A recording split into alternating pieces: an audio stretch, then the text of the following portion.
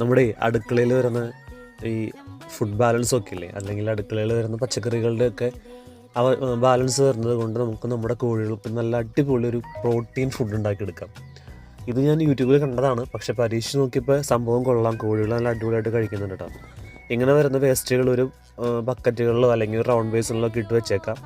കുറച്ച് ദിവസം കഴിയുമ്പോൾ അത് അടച്ചു വെക്കരുത്, വായുസഞ്ചാരം വേണം. കുറച്ച് ദിവസത്തിനുള്ള അതിൽ ബാക്ടീരിയാസ് വന്ന് മുട്ടയിട്ട് ഇതുപോലെ ഒരുപാട് ലാർവകൾ ഉണ്ടാവും. ഇത് ശരിക്കും ബ്ലാക്ക് സോൾജിയർ ലാർവ എന്നാണ് ഞാൻ യൂട്യൂബിൽ കണ്ടപ്പോൾ പറയുന്നത് കേട്ടോ.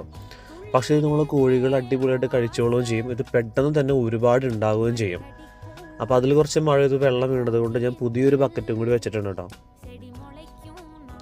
അപ്പോൾ ഇങ്ങനെയൊക്കെ നമ്മൾ പരീക്ഷിക്കുകയാണെങ്കിൽ നമുക്ക് കുറച്ചൊക്കെ തീറ്റ ചിലവ് കുറയ്ക്കാനായിട്ട് പറ്റും.